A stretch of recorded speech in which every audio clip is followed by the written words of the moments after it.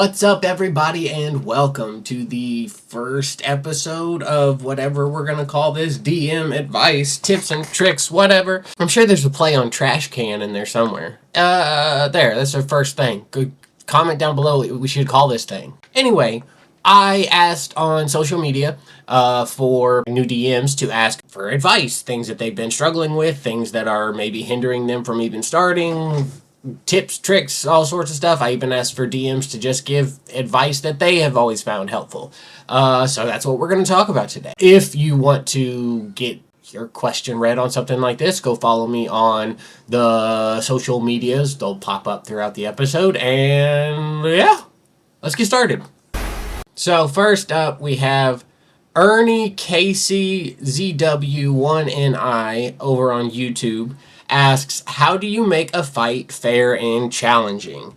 Depending on the system that you're running, that is literally just going to be something that takes time and learning, figuring out what works, figuring out how players, specifically different groups, interact with different fights, different bits of combat, and at the same time taking the time to learn how to adjust on the fly. So if something is too easy, you can scale it up in the middle without it feeling like, oh, this thing just got a big bunch of hit points in the middle of it and now we're just going to be slugging away at it forever.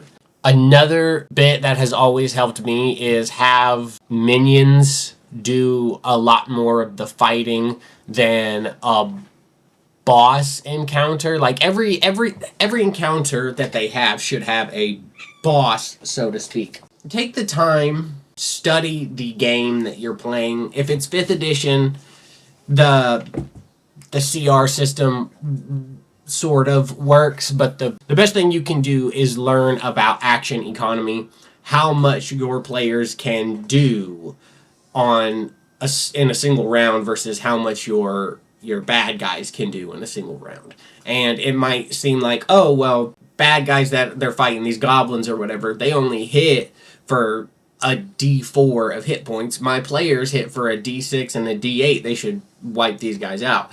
However, if you have 8 goblins to the 4 heroes in your party, your bad guys get to attack 8 times. There are 8 chances of dealing damage, where your party only has 4 chances to deal damage. Having a boss in the encounter makes it to where you can limit the amount of minions that you need, therefore reducing the action economy and balancing it a little bit more. But then you have your boss, captain, general, whoever it is that represents the highest ranking person of the attackers is going to be primarily a buff debuff kind of a build, whether it be a ranger, an archer that is dealing damage, that is poison and things like that, that is knocking enemies out of, or knocking PCs down for a round, things like that. In order to make something feel challenging, it has to feel unique, and just having a fight where everybody's slugging it out for an hour and a half doesn't feel great. Even if it is balanced well and fair, it doesn't necessarily feel great. So focus less on fair and balanced, so much as what tells the best story and what gives your players the best chance to feel like heroes without it being just laid out on a silver platter. Obviously, different game systems, you're going to have a lot of different challenges to do that. 5th edition, it is very hard to... It's hard to TPK. Like, if you TPK a party regularly in 5th edition, personally, I think you're doing something wrong.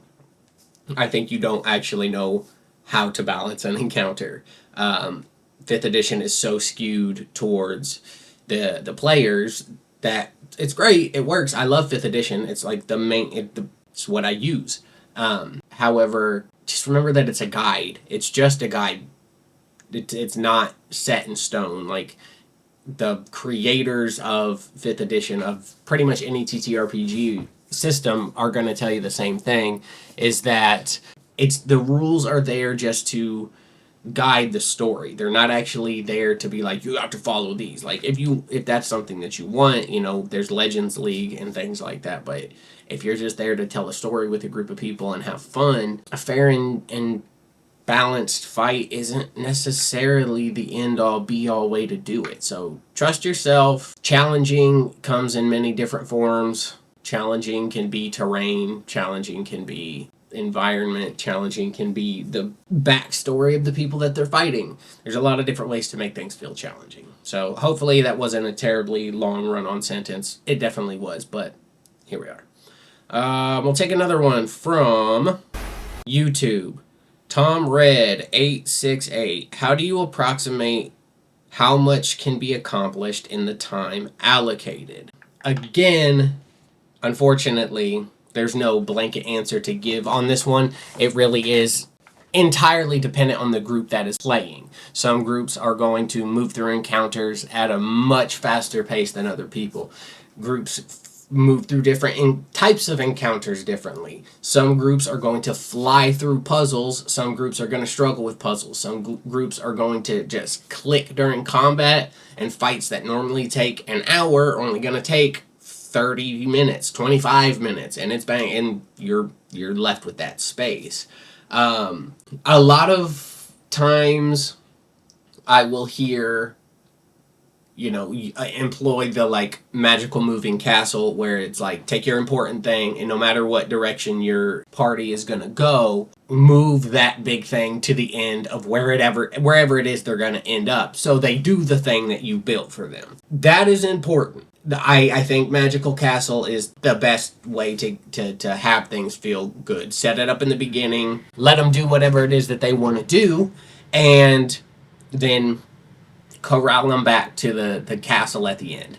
Another struggle that I think this question is talking about is not every session is going to be, we have 4 hours, we have 5 hours, we have a whole day. Sometimes it's the end of a day on a Thursday, and everybody can get there at 8 p.m. That's when you can start, and people have to work the next day. So being there until midnight isn't really feasible. And so you have a 2.5 hour game, and maybe 2 hours tops, because people want to talk and catch up and things like that. Focus on, no matter what the amount of time you have for the game, even if it's a one-shot, your goal should never be to get all these things done. Like, I made all these things, I want them to hit this, and I want them to do this, and I want them to do this, and I want them to do this. If your players move through something quickly and it's over with, great. You have something else prepared.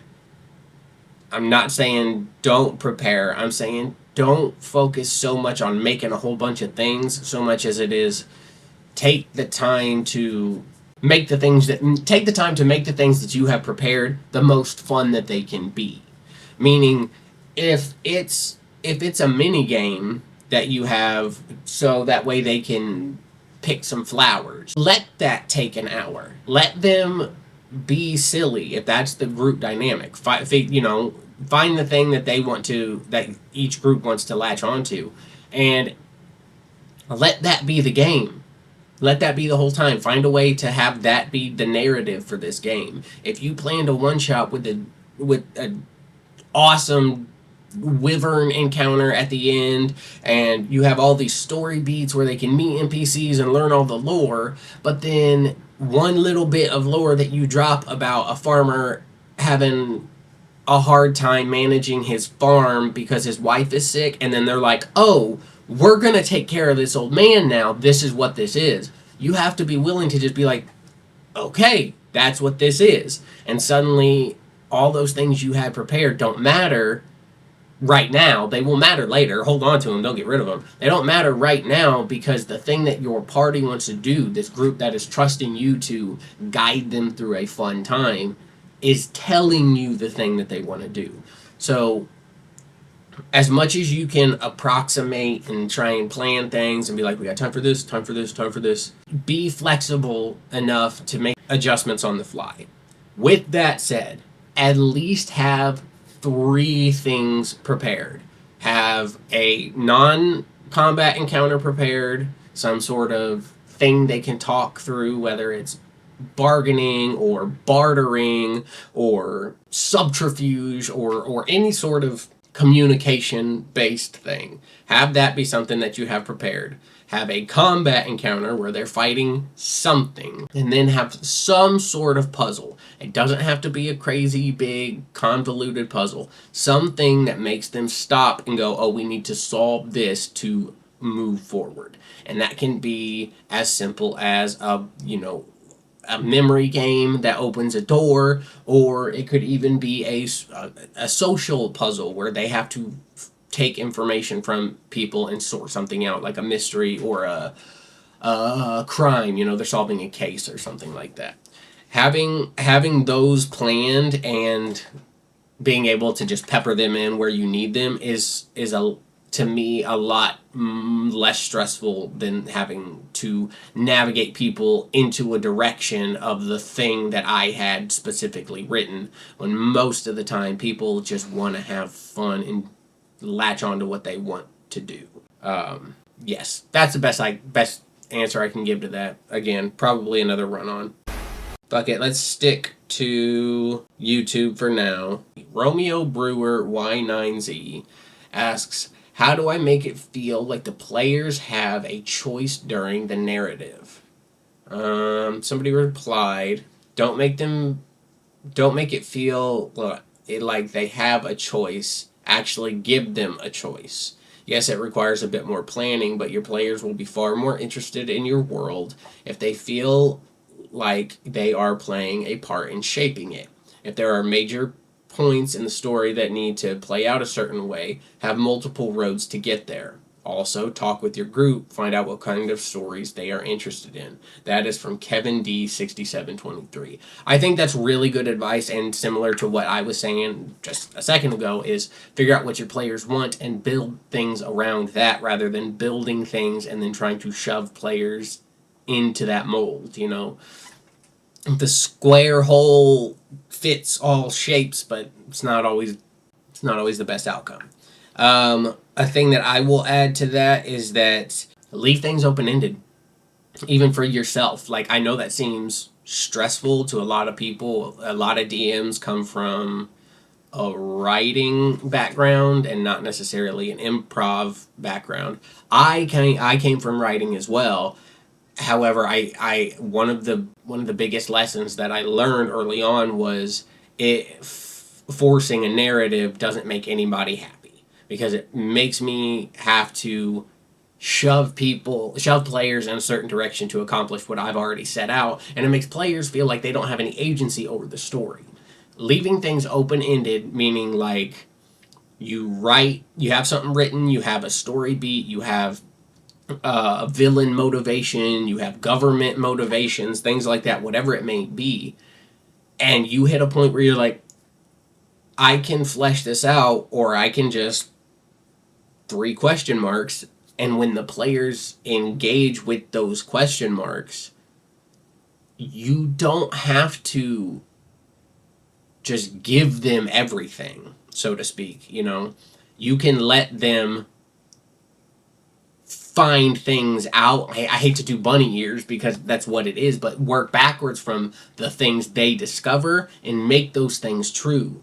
Make it so the intuition that your players have feels, it doesn't just feel truthful, but it is truthful. Because you can ask, as the DM, you can create questions you don't have the answers to and let your players answer those questions. It's very satisfying, and even if you've written things that you do have answers to, and then your players give you talk amongst themselves about a theory of the thing that you've done, if it sounds better, change it. Doesn't have to be one-to-one to what they said, but you can take the parts out of it where you're like, oh, that does make more sense, or that ties into their character now. Because they feel a connection to this thing this way, I'm going to tie that together. Don't be afraid to retcon things behind the screen so that the ideas that your players have are canon. They are real. Let's jump over to Instagram. Over on Instagram, it is the Tabletop Trash Can. because somebody who does like scrap builds is Tabletop Trash Can on Instagram. Super great. Awesome stuff. I need to follow him. I just found it when I was looking through it, so I should follow it. You know what? We're going to do it now. All right. Rupert Harpland does awesome shit. Builds minis. I think perhaps kit bash. Yes, does like kit bashing and sculpting and stuff for miniatures. Very cool stuff. Go check them out. And then while you're there, put in the before it and go follow me on Instagram. And you can be like Miss Kimberly. Hell Shock Shade on Instagram asks, how do you rein in that one player that insists on trying to game the system and break things every damned time? This is a tricky one because the player who knows the system or knows the rules and wants to push them or even doesn't understand the rules and wants to just try and win can be a difficult thing, especially if they are the only one in the group. I've played games where the majority of the group was that way, where they're like, we're trying to just squeeze every bit of subtext out of the things that we can. One of the things that I have found, I wouldn't say correcting that behavior. I think that truly is how some players have fun. They want to stretch the rules. They want to bend things so they break. I think if you have a player who is consistently trying to counter the DM or even other players in terms of what they want to do, in terms of like, well, if we did it this way, we could technically do it this way. If someone's doing it and stepping on other people's time or effort and the things that they want to do, that's when it's probably time to sit down and have a one-on-one conversation or text that person, call them, whatever, and talk to them one-on-one.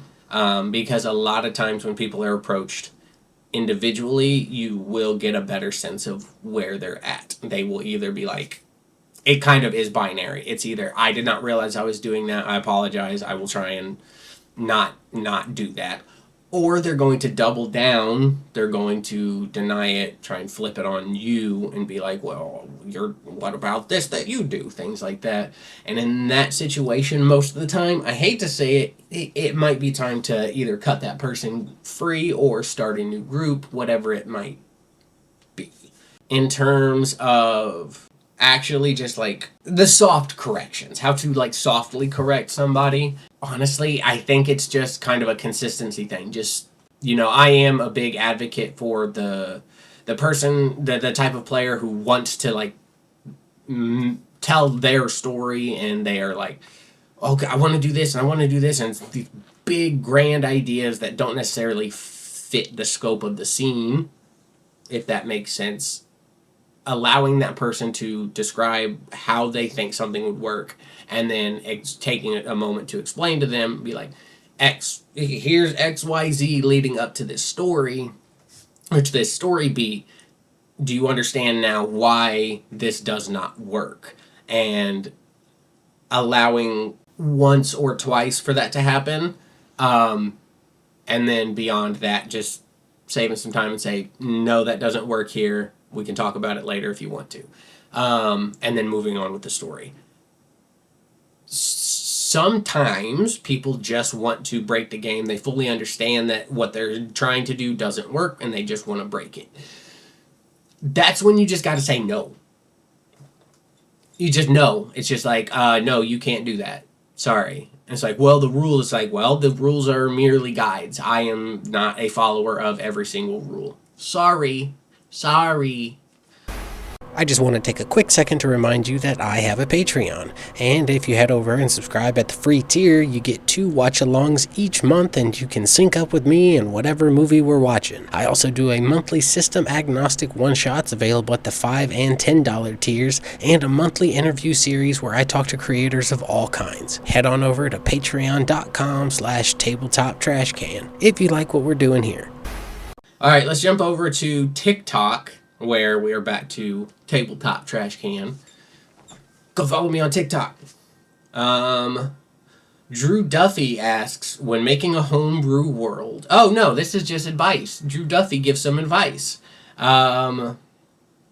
When making a homebrew world, leave one area mostly undesigned as to geography, culture, etc. Gather your players' backstories. Almost always, one of them will have something that doesn't quite fit in the world as you have it, and now you can build that area to fit their character into your world and flesh it out a bit more than you could have alone. That's literally serendipitous of what we were just talking about a little bit ago, of leaving gaps that you don't even have answers for and letting your players answer them for you.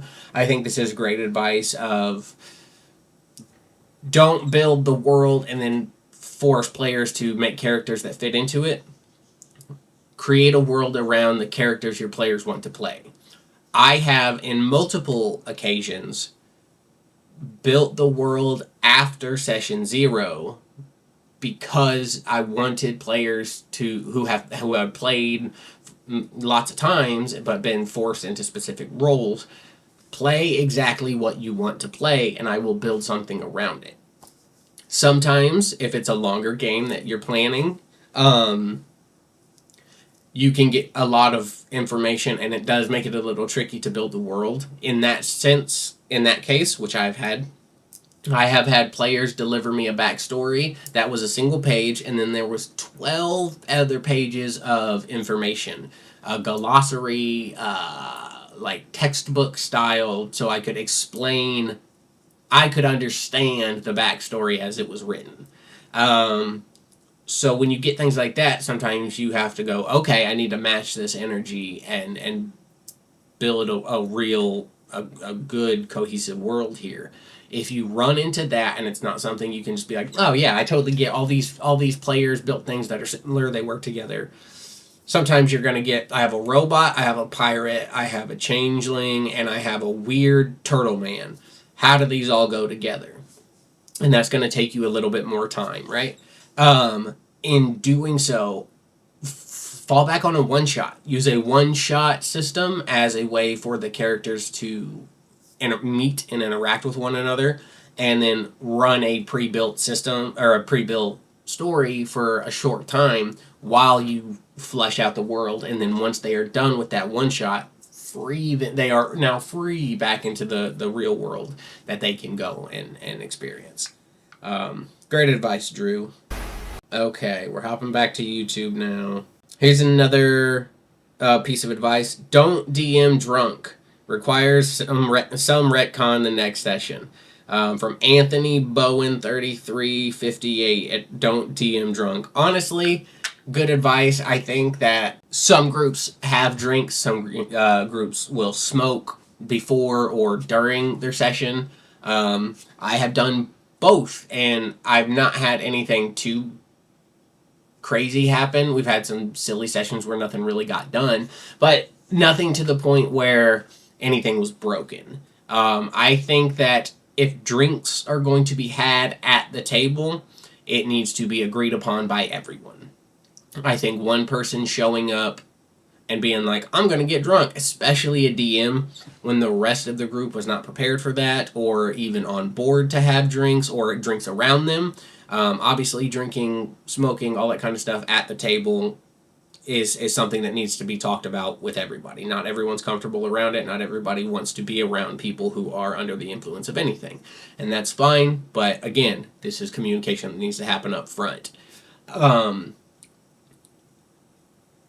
I think that with that said, if you're going into a session and it's like, we're going to have fun, we're going to have drinks, we're going to party a little bit while we play, don't let it be a session where something super important is fucking happening.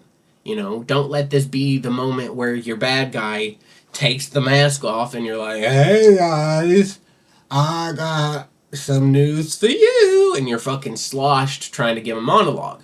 Let it be where you got your parties at a casino and play little mini games and things like that. I think there's a time where you can cross those wires and have drinks and have a smoke and have a good time as a group. But it's important, and yeah, you need to communicate those things early on, just as pretty much anything with this game. Some Cringe Name asks, how do I make good names for towns? Genuinely embarrassing how many times I have to rip off places for a name. I have to rip off other places for a name. Some Cringe Name. That's very funny. Some Cringe Name. How do I make names for towns? Seems like you might have some struggles naming things, buddy. So I'm going to comment on your username a little bit here because I think it ties in. You got to let go of the cringe factor. If you are worried about being perceived as cringy, this might sound harsh, you should not be running these games. You are not ready. If you are being worried about being perceived as cringe, it's not going to work. Your job is as a DM. Everybody else gets to show up and play. You are playing too, but you have a job. You have a responsibility when you're there. And that is to shed whatever ideas of yourself you have and become what you need to become in those moments that you need to become them. You need to be the old lady shopkeep who is crazy and has the crazy hair. Embody it. I know it sounds embarrassing, and some people are going to be like, oh, I can't do that. If you are sitting down and playing make-believe game with a bunch of people and you're not fully committing, you're not going to have as much fun as you could have. So you've got, this goes to anybody. I'm not focusing on you specifically at some cringe name on YouTube. I'm not focused on you specifically, but I think it is a bit of a self-fulfilling prophecy. If you are worried about ripping something off, I got bad news for you. There's no original ideas. There just truly are not. Every now and then, some lucky person will get a lightning bolt of inspiration that something is a new version of something. But most of it, humans have been around too long. We've thought of everything. We've thought of all the good names. All the good town names have been taken. It's just the fact. Look around the United States at some of the weird town names that there are, and just embrace the fact that it's not you. It's hard to name things. That being said, there is an easy rubric that you can do. Take a color, and then you take a landmark. Right there, you have a town name. I'll say color: blue, green, yellow, red, and then a landmark: mountain, river, field, valley,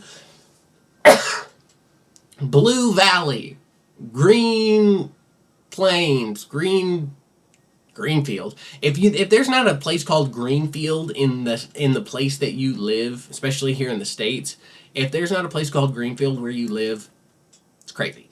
Don't be afraid to rip names off. Names are reused. Blank Shire, blank View, blank Shield. Write things down. A left and right table, with starters and enders. Fieldville, View, Winchesterton, Fieldville, Iowa. From, what is that, Mr. Deeds?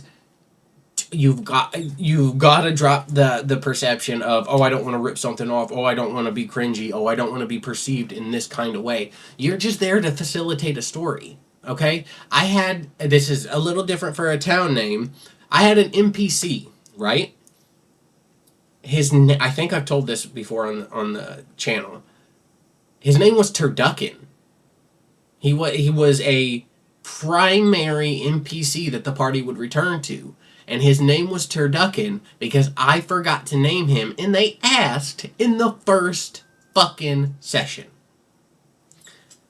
I had seen a YouTube short a little bit earlier before talking about turduckens, and that's what came out. He was a turducken that talked like fat bastard. So look, I don't know where you stand on the competence scale in terms of like being able to commit to the bit. But the real fact of the matter is that, like, you're gonna be cringy. That's part of the fun. Anyway, alright, let's move on. The Spire Slayer 1 over on YouTube says, I just finished running my first, what was supposed to be, one-shot. It ended up running for like 8 sessions because of scheduling and the stereotypical push-pull-door nonsense level of shenanigans. My group is really creative, and I let a lot of things slide. For example, there was a room full of really old potions on racks, so old that their effects were entirely gone.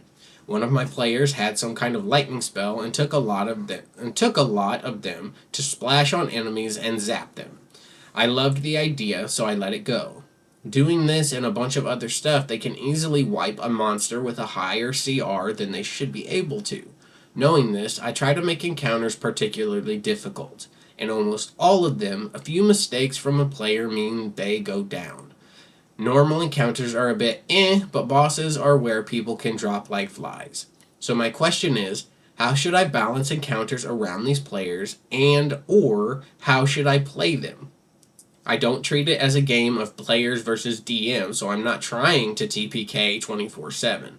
If it happens in my eyes. But if it's unfair, I tweak some knobs. So I think you answered the kind of question there for yourself is literally,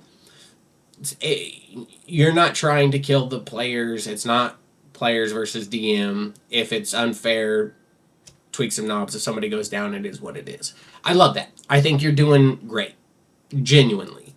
The only thing I would say, so I'm not trying to TPK 24/7. That's what you say. Again, right there, I think that's great. There should be times where you're absolutely trying to kill the party. Absolutely 100%. You should be there using the most effective tactics that your bad guys have to kill the party, because that in the story is what they're going to do. I genuinely, I think that you're doing things right here. The only thing I can comment on, you say normal encounters are a bit but bosses are where people can drop like flies.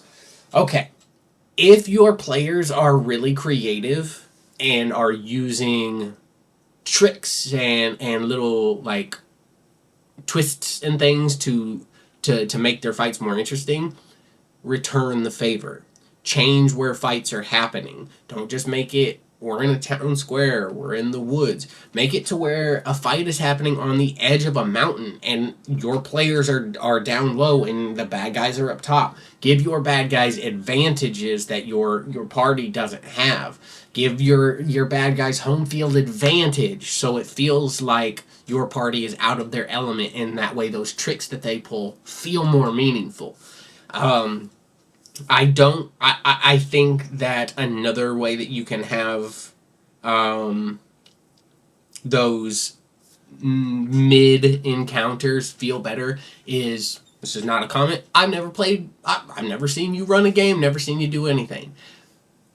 You zhuzh it up a bit in your descriptors, and if it's a simple encounter, if it's a simple combat, turn up the narration, let them indulge in let them indulge in the fact that they are powerful. Let them indulge in the fact that they can so handily destroy this group of people.